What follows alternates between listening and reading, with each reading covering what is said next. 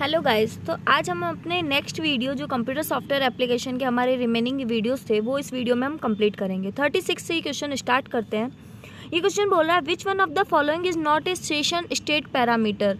इसमें से कौन सा सेशन स्टेट पैरामीटर नहीं है, नॉट है, तो not A session state parameter. तो ये देखो, किसी भी सेशन को बनाने में, सेशन मतलब कि ये आपका कोई एक रिक्वेस्ट पेज है और ये आपका कोई सर्वर पेज है। जैसे आप फेसबुक पे लॉगिन करते हैं तो आप अपने इधर से जब रिक्वेस्ट करते हैं, आपका आईडी पासवर्ड लगाते हैं और वो सही होता है तो एक सेशन क्रिएट होता है फेसबुक सर्वर के थ्रू। तो उसमें से आपका ये एक होता है कि मास्टर सीक्रेट, सिफर स्पेस, पीयर सर्टिफिकेट, ये सब आपको रिक्वायर्ड रहते हैं। पैरामीटर कौन सा नहीं होगा? सर्वर राइट की। सर्वर राइट की इसका एक पैरामीटर नहीं होगा, तो इसका राइट आंसर होगा फोर्थ ऑप्शन। नेक्स्ट क्वेश्चन आपका है 37 है, identify the characteristics of transaction. एक ट्रांजेक्शन की क्या क्या कैरेक्टरिस्टिक्स होगी? तो कोई भी ट्रांजेक्शन होता है उसकी 4 कैरेक्टरिस्टिक्स होती है। हम सब जानते हैं इसकी ये एसिड प्रॉपर्टी पे काम करता है। अब ये एसिड प्रॉपर्टी क्या बोलती है? ऑटोमोसिटी, सी का होता है कंसिस्टेंसी, आई का होता है आइसोलेशन और डी का होता है ड्यूरेबिलिटी। तो ऑटोमोसिटी, कंसिस्टेंसी, आइसोलेशन और ड्यूरेबिलिटी। ऑटोमोसिटी क्या बताती है कि अगर आपका ट्रांजेक्शन एक बार हुआ है तो या तो सभी जगह होना चाहिए या कहीं पर भी नहीं होना चाहिए, ऑल होना चाहिए या फिर नन होना चाहिए। ड्यूरेबिलिटी बताता है कि आपका ट्रांजेक्शन अगर हो गया है तो आप उसको परमानेंटली अपने डेटाबेस में स्टोर कर दो, फिर आप पीछे नहीं जा सकते हो। और आइसोलेशन का मतलब होता है कि एक प्रोसेस चल रही है तो उसका दूसरी प्रोसेस पे कोई इफेक्ट नहीं होना चाहिए। एक का अकाउंट है तो अगर वो एक ट्रांजेक्शन कर रहा है, अगर दूसरा भी उसी वक्त ट्रांजेक्शन करे तो उन दोनों में मिसमैच नहीं होना चाहिए। तो ये सारे क्या होते हैं? कैरेक्टरिस्टिक्स होते हैं ट्रांजेक्शन के। तो इसका राइट ऑप्शन होगा, राइट आंसर होगा all of these. Next question देते हैं, विच ऑफ द फॉलोइंग ऑल और नन। इनमें से कौन सा ऑल और नन है? अभी जैसे हमने पिछले क्वेश्चन में देखा, ऑल और नन का मतलब है ऑटोमोसिटी, मतलब आपका या तो कंप्लीट हो जाना चाहिए या बिल्कुल भी नहीं होना चाहिए। तो ऑल या फिर नन के मतलब में क्या हो रहा है? ऑल और नन में क्या हो जाता है कि अगर ऑल है तो या तो आपने ट्रांजेक्शन किया है वो सभी जगह अपडेट हो जाए, आपने एक स्टेट में हो, आपका अकाउंट एक स्टेट का है, दूसरे अकाउंट में आपने विड्रॉल किया है तो वो सभी जगह आपका अपडेट हो जाना चाहिए। और या फिर अगर आपने नहीं किया या आपने कैंसिल कर दिया तो आपका सभी जगह कैंसिल भी हो जाना चाहिए। तो या ऑल होना चाहिए या नन होना चाहिए, ऑटोमोसिटी। नेक्स्ट क्वेश्चन है, what type of join is needed when you wish to include row that do not have matching value।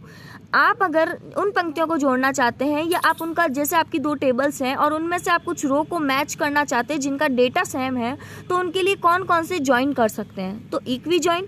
हाँ, अगर इसमें आपका अगर कॉलम का नाम अलग है फिर भी डेटा सेम है तो ये उनको ज्वाइन कर देगा। नेचुरल ज्वाइन, इसमें कॉलम का नाम और डेटा दोनों सेम होगा, उन लाइनों को ज्वाइन कर देगा। आउटर ज्वाइन, ये कंप्लीट दोनों टेबलों को ज्वाइन कर देगा। तो विश करने के लिए रो और जो मैचिंग है वैल्यू, तो इसके लिए कौन कौन से ज्वाइन हो सकते हैं? तीनों ज्वाइन हो सकते हैं। तो इसका राइट आंसर होगा all of these. Guys sorry, इसका थोड़ा सा आपको करेक्शन बताती हूँ। यहाँ पर मैंने क्वेश्चन पढ़ने में थोड़ी सी मिस्टेक कर दी है। क्वेश्चन में पूछा हुआ है not, do not have matching value, तो ये do not have matching value देख रहे हैं तो इसका आंसर हम लोग को ये फोकस, क्वेश्चन थोड़ा अच्छे से फोकस करना है। यहाँ बोल रहा है कि जो मैचिंग वैल्यू नहीं है अगर उनका हमें देना है, जिनमें ये तो मैचिंग वैल्यू को देता है, ये भी मैचिंग वैल्यू को देता है, मगर आउटर ज्वाइन है वो उन डेटा को देता है जो दोनों टेबल के अंदर मैचिंग नहीं होती है वैल्यू, उन वैल्यूज़ को आउटर ज्वाइन के अंदर दिया जाता है। तो इसका राइट आंसर होगा आउटर ज्वाइन। अगर यहाँ पे डू नॉट नहीं लिखा होता, नॉट नहीं लगा होता, तो फिर हो जाता इक्वी ज्वाइन, नेचुरल ज्वाइन और full outer join. Full outer join और इक्वी ज्वाइन और नेचुरल ज्वाइन वो वैल्यू रिटर्न करते हैं जो आपकी वैल्यू सेम होती है। यहाँ पे हमें पूछा उन वैल्यूज़ को देना है जिनकी वैल्यू सेम नहीं होती है, तो इसका राइट आंसर होगा आउटर ज्वाइन। नेक्स्ट क्वेश्चन है, which of the following is one of the basic approach for joining tables. किसी भी टेबल को ज्वाइन करने के लिए, ज्वाइनिंग का मतलब है कि हमारे पास 2 अलग अलग टेबल है और उन दोनों टेबल को कंबाइन करना है या उन दोनों टेबल को कंबाइन करके हमें कोई आंसर चाहिए, तो उनके लिए कौन कौन सी ज्वाइनिंग्स को हम यूज करते हैं? तो ये सब queries, union join, natural join, ये तीनों ज्वाइन यूज की जाती है। तो इसका राइट आंसर होगा all of these. Next question है, what kind of site scripting language is JavaScript. JavaScript कौन सी साइट की लैंग्वेज है? तो देखो हम लोग अगर यूज करते हैं तो एक होता है जहाँ पे यूजर काम कर रहा है तो वो होती है ब्राउजर साइड, दूसरा होता है जहाँ से सर्वर को वो एक्सेस कर रहा है वो होता है सर्वर साइड। तो यहाँ पर कौन सी जावास्क्रिप्ट कहाँ पे काम करता है? जावास्क्रिप्ट आपके काम करता है ब्राउजर पे। वो आपके फॉर्म के अंदर वैलिडेशन चेक करना कि फॉर्म में प्रॉपर जिस रिक्वायरमेंट में डेटा मांगा उसी में दिया है, प्रॉपर डेटा दिया है या नहीं दिया है, तो ये सारी चीज़ चेक करने का काम किसका होता है? ब्राउजर का होता है। तो इसका राइट आंसर होगा ब्राउजर। कि जैसे आपने ईमेल आईडी का ब्लॉक बनाया, प्रॉपर ईमेल आईडी डाली है, कोई नाम का ब्लॉक है, नंबर का ब्लॉक है, खाली तो नहीं छोड़ा है, तो ये सारी वेरिफिकेशन वैलिडेशन के काम कौन करता है? जावास्क्रिप्ट करता है। तो ये ब्राउजर साइड होती है। नेक्स्ट क्वेश्चन है, JavaScript is design for following purpose. JavaScript को किस पर्पस से डिज़ाइन किया गया है? तो ये किया गया है कि जिससे हमारा HTML पेज इंटरेक्टिव बन सके, एक अच्छा HTML पेज बन सके, कनेक्टिविटी इजीली हो सके, यूजर के लिए अच्छा हो सके। तो इसके लिए होता है to add interactive HTML page. Fourth option इसका राइट आंसर होगा। नेक्स्ट क्वेश्चन है, which keyword can be used for coming out of recursion. Recursion से बाहर आने के लिए किस कीवर्ड का प्रयोग किया जाता है? तो देखो रिकर्सन का मतलब होता है किसी लाइन ऑफ कोड को हमें बार बार एग्जीक्यूट कराना है। जैसे आपने मेन के अंदर कोई कॉल करा दिया, कोई फंक्शन है आपका मेन में जिसमें आपने रिजल्ट नाम का कोई एक फंक्शन कॉल करा रहे हो, तो ये जो रिजल्ट नाम का फंक्शन मैंने जहाँ बाहर डिक्लेयर किया है और उसमें जो एग्जीक्यूशन करा रही हूँ उसके बाद मैं कुछ रिटर्न कर दूंगी। रिटर्न करने से क्या होगा, वो वापस यहाँ पे आएगा और वैल्यू लेके और उस वैल्यू को हम प्रिंट करवा देते हैं या आउटपुट ले लेते हैं, आगे यूज कर लेते हैं। तो इसमें जो कीवर्ड यूज होता है वो होता है रिटर्न कीवर्ड। रिटर्न क्या होता है कि आपका जो यहाँ पर डेफिनेशन है उसकी रिकर्सन की, उस डेफिनेशन में लास्ट में वैल्यू को रिटर्न करने के लिए ये काम लिया जाता है। तो ये हो जाता है आपका रिटर्न। नेक्स्ट क्वेश्चन आपका है, to valid an email address which flag to be pass to the function filter var. एक हमें ईमेल एड्रेस वैलिडेट है या नहीं है, तो इसको चेक करने के लिए कौन सा फ्लैग पास किया जाता है? तो इसके लिए हमें ईमेल एड्रेस को वैलिडेट है या नहीं है उसके लिए होता है फिल्टर। फिल्टर कर रहे हैं कि वैलिडेट और फिर आ जाता है ईमेल। ये ध्यान रखना मेल नहीं होगा, यहाँ होगा ईमेल। तो इसका फर्स्ट ऑप्शन सही होगा, फिल्टर करते हैं किसी वैलिडेट ईमेल के लिए। तो इसका राइट ऑप्शन होगा फिल्टर वैलिडेट ईमेल, जिससे हम लोग ये चेक करें कि वो ईमेल वैलिडेट है या नहीं है। नेक्स्ट क्वेश्चन है, how many validation filter like filter validate emails are currently available. कितने फिल्टर अवेलेबल रहते हैं? फिल्टर वैलिडेट ईमेल में कितने वैलिडेशन अवेलेबल रहते हैं जो हम लोग चेक कर रहे हैं कि ये ईमेल आपकी सही है या नहीं है, ईमेल में कोई गलत तो नहीं है। तो उसके लिए जो फिल्टर्स लगाए रहते हैं वो 7 तरह के फिल्टर काम करते हैं अलग अलग। तो इसका राइट ऑप्शन होगा 7। नेक्स्ट क्वेश्चन है, in PHP cookies are set by using which one of the following. हम लोग PHP कुकीज़ को सेट करते हैं तो विच वन ऑफ द कौन से फंक्शंस का यूज लेते हैं? तो हमें अगर कुकीज़ को सेट करना है तो हम लोग लेते हैं सेट कुकी और फिर फंक्शन का ये जो सिंबल होता है ना, ये आपके एक फंक्शन का सिंबल होता है, किसी भी फंक्शन के बाद लगाया जाएगा। तो सेट कुकी फंक्शन का यूज लेते हैं। सेट कुकी में क्या हो जाता है कि हम लोग किसी पेज पे बार बार जा रहे हैं या किसी पेज को बार बार विजिट कर रहे हैं तो उसका एड्रेस वगैरह स्टोर करने के लिए काम लिया जाता है। नेक्स्ट क्वेश्चन देखते हैं, name, value, expire, path, HTTP only, domain, secure, all of this are argument of which one of the following. मतलब ये सब कहाँ पर किसके आर्ग्यूमेंट है? तो अभी हमने देखा कुकीज़ के अंदर हम लोग किसी पेज पे बार बार जाते हैं तो उसका पाथ हो गया, उसकी डोमेन नेम हो गया, या उसकी जो भी वैल्यू होती है या नेम होता है ये हम स्टोर करके रख लेते हैं। तो ये सब किसके हो जाते हैं, किसके आर्ग्यूमेंट्स होते हैं? सेट कुकी फंक्शन के। तभी तो कुकीज़ में हमारा किसी फंक्शन को पेज को सेट कर दिया जाता है कि आप बार बार आ रहे हो तो इसकी वैल्यू ये होती है। तो सेट कुकी फंक्शंस को यूज किया जाता है। नेक्स्ट क्वेश्चन है, which one of the following is the very first task executed by session enabled page. कोई भी सेशन बनता है, आप एक पेज से दूसरे पेज पे, जब आप वेबसाइट वगैरह भी यूज करते हैं तो एक पेज से दूसरे पेज पे जाते हैं तो आपका एक सेशन क्रिएट होता है। तो एक सेशन इनेबल पेज के द्वारा सबसे पहला काम क्या होता है? सेशन मतलब जहाँ आपने ID पासवर्ड डाले हैं तो वहाँ आपका एक सेशन क्रिएट हो जाता है। तो वो पहले ये चेक करता है कि आपका ये वैलिड सेशन है या नहीं है। वो चेक करता है कि जो सेशन है वो वैलिड एग्जिस्ट कर रहा है या नहीं कर रहा। तो इसका राइट आंसर होगा थर्ड ऑप्शन। नेक्स्ट क्वेश्चन देखते हैं हम लोग, which of one of the following is the default PHP session name. Default PHP session name क्या होता है? तो डिफॉल्ट PHP सेशन का नाम क्या होता है? PHP sess ID। मतलब PHP सेशन का नाम का शॉर्ट में लिया है सिर्फ SESS और ID। ये होता है किसी का डिफ़ॉल्ट PHP सेशन का नाम, PHP SESS और ID। तो फर्स्ट ऑप्शन इसका राइट आंसर होगा। नेक्स्ट क्वेश्चन है, if session dot use cookies is set to 0 the result in use of which of the following. अगर हम लोग सेशन में कुकीज़ को 0 पे सेट कर रहे हैं, मतलब जो हमारा सेशन है वहाँ पे जो कुकीज़ सेव हो रही है वो 0 कर दी है, मतलब इसको 0 का मतलब आपको पता ही है कि ऑफ हो गया है। तो इसका परिणाम क्या होगा, ये क्या हो सकता है? तो देखो, अगर मैं किसी का नाम या किसी वेबसाइट का पेज का एड्रेस कुछ भी स्टोर कर रही हूँ तो मैं वापस उस पेज पे डायरेक्ट पहुँच सकती हूँ। मैंने ये सारी चीज़ें ना हटा दी है और मिटा दी है, तो फिर मुझे क्या करना पड़ेगा, वापस उसका URL लिखना पड़ेगा, तब मैं उस पेज पे पहुंच सकूंगी। तो अगर 0 सेट करते हैं मतलब आपने उसको हटा दिया है, मिटा दिया, ऑफ कर दिया है, तो आपको URL वापस लिखना पड़ेगा। तो इसका राइट ऑप्शन होगा URL रीराइटिंग। नेक्स्ट क्वेश्चन है, Which one of the following function is used to send an email using PHP script? PHP script के थ्रू हम लोग जो भी ईमेल को सेंड करते हैं तो किस फंक्शन का यूज लेते हैं? तो कौन सा फंक्शन यूज लेते हैं? Mail function. मेल का मतलब आप PHP में अगर आपको किसी को ईमेल करना है तो आपको मेल फंक्शन का यूज लेते हो। नेक्स्ट क्वेश्चन है, what is the full form of DNS? DNS की फुल फॉर्म क्या होती है? Domain name system. ये तो नॉर्मल सा एक आपको फुल फॉर्म पता ही होनी चाहिए। डोमेन नेम सिस्टम, इंटरनेट पे जो भी आपके सिस्टम्स हैं उनको एक नाम देने के लिए ये यूज किया जाता है, domain name system. Next question है, which one of the following function check for existence DNS record? Existence DNS record मतलब पहले से जो DNS का हमारे पास रिकॉर्ड है उस रिकॉर्ड को चेक करने के लिए किस फंक्शन का यूज किया जाता है? तो उसमें किया जाता है चेक करना हमें DNS को और रिकॉर्ड का RRR, जो ये डबल R है ना, ये आप ऐसे याद रख सकते हो। चेक करना है हमें DNS का, तो चेक DNS और रिकॉर्ड का R और R डबल R लेना है। तो चेक DNS डबल R को यूज करते हैं हम लोग चेक करने के लिए कौन सा फंक्शन हमारा DNS में अभी एग्जिस्ट कर रहा है, हमारा अभी DNS में कौन सा फंक्शन जुड़ा हुआ है। नेक्स्ट क्वेश्चन देखते हैं हम लोग, The property of window play an important role in the development of Visual Basic application. It mainly used. जो प्रॉपर्टी विंडो हम लोग विजुअल बेसिक के अंदर जो प्रॉपर्टी विंडो का यूज करते हैं तो वो विजुअल बेसिक के अंदर हम लोग क्यों यूज करते हैं? तो ये किस लिए यूज किया जाता है विजुअल बेसिक में?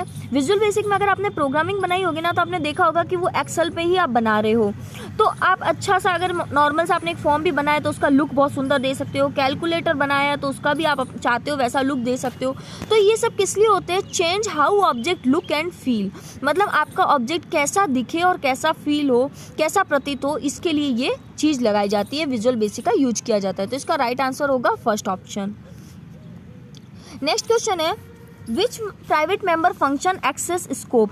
कौन सा प्राइवेट मेंबर फंक्शन का एक्सेस स्कोप होता है? तो देखो, प्राइवेट मेंबर फंक्शन क्या होते हैं, जहाँ पर आपने प्राइवेट डिक्लेयर कर दिया उस मेंबर को या उस फंक्शन को आप उस क्लास से बाहर नहीं ले जा सकते। उस क्लास में तो यूज कर सकते हो मगर उससे बाहर ले जाना अलाउड नहीं होता है। तो member function which can only B use with in the class, बिल्कुल सही है। अगर हमने कोई प्राइवेट मेंबर या फंक्शन का यूज किया है तो वो उस क्लास के अंदर ही यूज होगा, तो ये तो सही है हमारा। Member function which can be use outside of the class, अगर आपने उसको प्राइवेट बना दिया तो आप उस क्लास से बाहर तो उसको यूज ही नहीं कर सकते हो। Member function which are accessible in derived class, अगर आप उस क्लास से बाहर ही नहीं ले जा सकते हो तो चाहे डिराइव्ड क्लास हो चाहे अदर क्लास हो आप उसमें यूज नहीं कर सकते हो। Member function which can't be accessed inside the class, ये बोल रहे हैं आप उसको अगर आपने कोई प्राइवेट मेंबर बनाया है तो उसको इस क्लास के अंदर भी यूज नहीं कर सकते। ये तो गलत है ना, तब तो बनाएंगे क्यों? जब अगर वो यूज ही कहीं नहीं आ रहा है तो हम उसको बनाने का कोई सेंस ही नहीं रहता। तो उस प्राइवेट मेंबर को हम लोग उस क्लास के अंदर तो ईजिली यूज कर सकते हैं। तो ये किस लिए यूज करते हैं? इनसाइड द क्लास, क्लास के अंदर यूज किया जाता है, मगर ये कांट लगा के इसने इस स्टेटमेंट को भी गलत कर दिया। तो राइट स्टेटमेंट कौन सा होगा? फर्स्ट ऑप्शन कि मेंबर फंक्शन को हम लोग within the class use करते हैं। नेक्स्ट क्वेश्चन है, which of this is are functionality of encapsulation? Encapsulation की फंक्शनलिटी क्या होती है? तो देखो, इनकैप्सुलेशन का मतलब होता है आपको चीज़ों को बांध के रखना। आप नॉर्मल दवाई वाली भी कैप्सूल देखते हो ना, उसमें क्या होता है कि आपके दो अलग अलग सॉल्ट कंबाइन किए हुए रहते हैं, वैसे इनकैप्सुलेशन में भी क्या होते हैं, चीज़ों को अलग अलग को कंबाइन किया जाता है। तो ये बाइंड करता है टुगेदर कोड एंड डेटा को, इसका काम होता है कोड और डाटा को बाइंड करने के लिए, जिसमें आप कंबाइन करके और उनको यूज कर सको। तो कोड और डेटा को बाइंड करने का काम होता है। नेक्स्ट क्वेश्चन है, what is the basic of encapsulation, encapsulation का बेसिक क्या है, तो मतलब हम लोग उसमें क्या क्या चीज़ें बाइंड कर सकते हैं, ऑब्जेक्ट को कर सकते हो, क्लास को कर सकते हो, मेथड को कर सकते हो, तो ये सारी चीज़ें इनकैप्सुलेशन में बाइंड की जा सकती है, तो इसका राइट ऑप्शन होगा all of these. Next question है which of the following is OOPs concept in Java, Java में कौन कौन से उप्स की धारणा नहीं है, मतलब ये बोल रहा है कि कौन सी उप्स की धारणाएं जावा में नहीं जाती है। तो पहले हमें उप्स की धारणाएं पता होनी चाहिए, कौन कौन सी होती है, इनहेरिटेंस होती है, इनकैप्सुलेशन होती है, पॉलीमॉर्फिज्म होती है, और एक होती है एब्स्ट्रैक्शन होती है। ये सारे उप्स के कंसेप्ट होते हैं। तो ये सब तो उप्स के कंसेप्ट है जो जावा के अंदर यूज होते हैं, मगर कंपाइलेशन ये प्रोग्राम को एग्जीक्यूट करने का तरीका है ना, प्रोग्राम को पहले कंपाइल किया जाता है फिर रन किया जाता है, तो ये उप्स की धारणा नहीं है, तो ये इसका राइट ऑप्शन होगा, क्योंकि हमें पूछा कौन सा उप्स का कंसेप्ट नहीं है।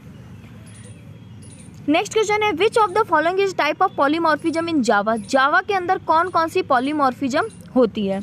तो देखो पॉलीमॉर्फिज्म का अर्थ क्या होता है कि आपका काम तो एक है मगर आप उसको दो अलग अलग तरीक़ों से करते हो, या नाम एक है मगर आप उनको दो अलग अलग तरीक़ों से यूज करते हो। जैसे पॉलिटिक्स होते हैं, राजनीति होते हैं जो, तो पॉलिटिक्स वाले लोगों की अलग अलग होते हैं, बोलते कुछ और है करते कुछ है, तो वही चीज़ होती है पॉलीमॉर्फिज्म में। अगर ऐड फंक्शन लगाया है, अगर ऐड फंक्शन आपने दो नंबर पे लगाया 3 + 4 पे, तो वो आंसर 7 देगा। यही आपने ऐड फंक्शन लगाया है हेलो वर्ड पे लगा दिया, तो वो हेलो वर्ड स्टेटमेंट दो अलग अलग थे, तो इन दोनों को कंबाइन करके एक ही लाइन में ला देगा, ये ऐड स्टेटमेंट का काम होगा। तो अगर नाम तो सेम है दोनों का ऐड, मगर इसने तो जोड़ के दे दिया और इसने एक स्टेटमेंट में दे दिया, ये फ़र्क होता है। तो हमारे पास में जावा के अंदर दो पॉलीमॉर्फिज्म होते हैं, कंपाइल टाइम पॉलीमॉर्फिज्म, दूसरा होता है रन टाइम पॉलीमॉर्फिज्म। तो हमारे को इसमें पूछा है कि कौन सा है, तो ये होता है compile time polymorphism. Run time polymorphism भी एक तरीका होता है। नेक्स्ट क्वेश्चन है what will be the output of the following C code, इस सी कोड का आउटपुट क्या होगा। तो देखो अगर वॉइड मैन है जिसमें अगर इंटीजर i = 2 है, डू printf हाई। अब हम लोग ने यहाँ तक तो सही है, ये अगर line by line semi column के बाद आप लाइन बाय लाइन करो, तो डू में हमें पता है कि पहले एक बार जो भी चीज़ होती है उसको वो प्रिंट करता है, उसके बाद कंडीशन चेक करता है। तो ये अभी कोड को कंपाइल करेगा, रन करने से पहले कोड हमेशा कंपाइल होता है। तो जब कंपाइल करेगा यहाँ तक सही है, वाइल में जाएगा i < 2, i 2 से छोटा होना चाहिए, बाद में चेक करेगा। मगर तब भी वहाँ देखते हैं कि यहाँ सेमी कॉलम की मिसिंग है, यहाँ पर वाइल के बाद में सेमी कॉलम लगाना जरूरी है, तो सेमी कॉलम ही नहीं है तो वो उस प्रोग्राम को कंपाइल ही नहीं करेगा और वो एरर दे देगा आपके कंपाइल टाइम एरर। तो इसका आंसर हो जाएगा आपकी कंपाइल टाइम एरर, क्योंकि इस कोड में वाइल के बाद में सेमी कॉलम की मिसिंग है, तो सेमी कॉलम नहीं है इसलिए वो कंपाइल टाइम एरर आएगी। नेक्स्ट क्वेश्चन है, और अगर ये सेमी कॉलम होता तो हमारा प्रिंट एक बार हाई जरूर होता, उसके बाद नहीं होता। नेक्स्ट क्वेश्चन है which of the following variable declaration would not compile in Java program, Java program में कौन सा कंपाइल नहीं होगा डिक्लेरेशन। तो देखो जावा प्रोग्राम में कौन सा कंपाइल नहीं होगा, जावा प्रोग्राम में 4th नंबर कंपाइल नहीं होगा। क्यों नहीं होगा, रीज़न देखते हैं। ये क्या है, सारे के सारे वेरिएबल्स हैं, वेरिएबल डिक्लेयर किए, और वेरिएबल को हम जब डिक्लेयर करते हैं तो उसका एक रूल होता है। वेरिएबल का डिक्लेरेशन आप कीवर्ड से नहीं कर सकते हो, मतलब पहले से डिफाइन किसी मीनिंग वाले वर्ड से नहीं कर सकते हो, जैसे इंट हो गया या जो भी हमारे फ्लॉट हो गया, जो भी कीवर्ड्स यूज करते हैं उनसे नहीं कर सकते हो। तो वो तो सही है, इसमें ऐसा कुछ कीवर्ड नहीं यूज है। आपको किसी अल्फ़ाबेट से स्टार्ट होना चाहिए या अंडरस्कोर से स्टार्ट होना चाहिए। आप किसी इंटीजर नंबर से अगर आप स्टार्ट करते हो, यहाँ पे देखो क्या स्टार्ट है, इंटीजर नंबर स्टार्ट है, 1 से स्टार्ट है, आप इंटीजर नंबर से स्टार्ट नहीं कर सकते हो। तो इंटीजर नंबर से स्टार्ट होते ही ये गलत हो जाता है, तो इसका राइट आंसर होगा int 1 var। आप अल्फ़ाबेट से स्टार्ट कर सकते हो, अंडरस्कोर से स्टार्ट कर सकते हो, तो ये सही होगा। अगर आपने इंटीजर से स्टार्ट किया तो वो वेरिएबल डिक्लेरेशन गलत हो जाएगी और कीवर्ड का यूज नहीं ले सकते हो, तो इसका राइट ऑप्शन होगा 4th। नेक्स्ट क्वेश्चन देखते हैं विच programming language does not support multiple inheritance, कौन सी प्रोग्रामिंग लैंग्वेज है जो मल्टीपल इनहेरिटेंस को सपोर्ट नहीं करती है। तो जावा वो प्रोग्रामिंग लैंग्वेज है जो मल्टीपल इनहेरिटेंस को सपोर्ट नहीं करती है। अब मल्टीपल क्या होता है, जिसमें दो अलग अलग क्लासेस की प्रॉपर्टी को एक डिराइव्ड क्लास एक्सेस करती है, ये होता है मल्टीपल इनहेरिटेंस। तो मल्टीपल इनहेरिटेंस की प्रॉपर्टी कौन नहीं करता है, जावा नहीं करते हैं। नेक्स्ट क्वेश्चन है which of this keyword are use to define an abstract class, abstract class के अंदर कौन से कीवर्ड को यूज किया जाता है, तो एब्स्ट्रैक्ट लिखने के लिए हम एब्स्ट्रैक्ट कीवर्ड का यूज लेते हैं। और आपको पता होना चाहिए जावा स्क्रिप्ट एक केस सेंसिटिव लैंग्वेज है, इसलिए आप कैपिटल ए लिखोगे तो ये गलत हो जाएगा, तो इसका होता है स्मॉल में एब्स्ट्रैक्ट। और एब्स्ट्रैक्ट का मतलब आपने उस क्लास के अंदर कुछ मेथड्स बनाए हैं जिनको आपने डिफ़ाइन नहीं किया, उनकी सिर्फ डिफ़ाइन तो कर दिया, उनकी डेफिनेशन आपने नहीं दी है, तो वो ऐसी क्लास एब्स्ट्रैक्ट क्लास कहलाती है। नेक्स्ट क्वेश्चन है, if a class inheriting an abstract class does not define all of its function then it will be known as a which of the following. ये वही डेफिनेशन आ गई कि अगर कोई class है वो एब्स्ट्रैक्ट बनाई है, मतलब उसके अंदर जो हमने फंक्शन या मेथड बनाए हैं उनको हमने ऐड जैसे कोई मेथड बनाया उसको डिफाइन कर दिया, मगर उसकी डेफिनेशन हम यहाँ पर नहीं दे रहे हैं, तो ऐसी क्लास को अगर हम लोग सभी फंक्शन डिफाइन नहीं करते हैं और इनहेरिट करते हैं, अगर इस क्लास को किसी दूसरी क्लास ने इनहेरिट किया है तो वो भी बाय डिफ़ॉल्ट क्या हो जाएगी, एब्स्ट्रैक्ट हो जाएगी। मतलब अगर आपके यहाँ पर जैसे बनाई है, मैंने मोटर नाम की एक क्लास बनाई और उस मोटर नाम की क्लास के अंदर मैंने कोई फंक्शन बना दिया कार, मोटर नाम की क्लास बनाई और उसके अंदर मैंने एक फंक्शन बना दिया कार, और इस कार को मैंने डेफिनेशन नहीं दी, और डेफिनेशन नहीं देकर मैंने इसको आगे वापस बाइक वाली या फिर टू व्हीलर्स में किसी में भी इनहेरिट कर दिया मोटर क्लास को, तो ये क्लास भी बाय डिफ़ॉल्ट एब्स्ट्रैक्ट हो जाएगी, क्योंकि हमने कार की डेफिनेशन यहाँ पर भी नहीं दे रहे हैं, तो ये कौन सी हो जाएगी, एब्स्ट्रैक्ट हो जाएगी। नेक्स्ट क्वेश्चन है, which object can be construct to show any number of choice in the visible window. Visible window में विकल्प दिखाने के लिए, मतलब ऑप्शंस दिखाने के लिए कौन से ऑब्जेक्ट का निर्माण किया जाता है। मतलब हमारे पास बहुत सारे चॉइस हैं, अवेलेबल्स हैं, तो उनको दिखाने के लिए हम लोग क्या करेंगे, लिस्ट बनाएंगे, लिस्ट का यूज करेंगे जिससे हम लोग कितने ऑप्शंस यूज करें, हमारे पास क्या क्या ऑप्शन अवेलेबल है वो बताएंगे। नेक्स्ट क्वेश्चन है, which of this method are use to register a keyboard event listener. अगर हमें कीबोर्ड इवेंट लिस्टनर को ऐड करना है रजिस्टर में तो किस मेथड का यूज करेंगे, तो ऐड की लिसनर, हम लोग क्या यूज करते हैं, ऐड की लिसनर का यूज करेंगे। और माउस होता तो add mouse motion listener, mouse motion listener आता, तो इसका आंसर होगा ऐड की लिसनर। नेक्स्ट है, व्हेन इनकम इज रिड्यूस और decrease that amount is recorded on. जब इनकम को रिड्यूस और डिक्रीज किया जाता है तो अमाउंट कहाँ पे रिकॉर्ड होता है, तो देखो इनकम चाहे रिड्यूस हो चाहे डिक्रीज हो, अमाउंट का जो रिकॉर्ड होगा वो कहाँ जाएगा, हमारे अमाउंट का रिकॉर्ड कहाँ पर होगा, डेबिट साइड में ही होगा। तो ये क्या होगा, लेफ्ट और debit side of the account. जैसे समझो कि पहले आपकी पॉकेट मनी 1000 रुपये थी, अब वो रिड्यूस होकर आपके पापा आपको 700 रुपये दे रहे हैं, तो आपके पॉकेट में तो क्या हो रहा है, ये रुपए आ ही रहे हैं, चाहे 1000 आ रहे थे या 700 आ रहे थे, मतलब ये क्या हो रहा है, आपके डेबिट हो रहे हैं। तो अगर रिड्यूस या डिक्रीज होती है तो भी हम उसको लेफ्ट और डेबिट साइड ही अकाउंट में लिखेंगे, क्योंकि आपके पास चाहे ज़्यादा आए चाहे कम आए, आएंगे तो वो अकाउंट में डेबिट ही होंगे, तो आपको वो डेबिट साइड में ही लिखना है, लेफ्ट और डेबिट साइड। नेक्स्ट क्वेश्चन है, the result of business activity are reflected in the which of the following. Result business activity, देखो बिजनेस में जो मेन एक्टिविटी होती है ना उसका मतलब होता है फाइनेंशियल, पैसा कितना लगा रहे हो, कितना फाइनेंशियल आप कितना काम कर रहे हो, वो सारी एक्टिविटी को कहाँ पे दिखाया जाता है, बैलेंस शीट में, कि इतना पैसा लग रहा है, इतना उड़ रहा है, तो ये सारी चीज़ें कहाँ आती है, बैलेंस शीट में आती है, तो इसका राइट आंसर होगा थर्ड ऑप्शन। गाइज इसके साथ ही हमारे भारत स्किल के कंप्लीट क्वेश्चन हो गए CSA के, थोड़ा मैं लेट अपलोड कर पाई, मगर आप आज इसको रिवाइज कर लेना, हो जाएगा, क्लियर एक्सप्लेन किया है। और अगर आपको वीडियो अच्छा लगता है तो लाइक करें, कमेंट करें और चैनल को सब्सक्राइब कर लो। कंप्यूटर सॉफ्टवेयर से हमारे रिलेटेड में आगे भी कई चीज़ें और जो कंसेप्ट्स होते हैं वो डालती रहूँगी। और all the best for exam. Thank you.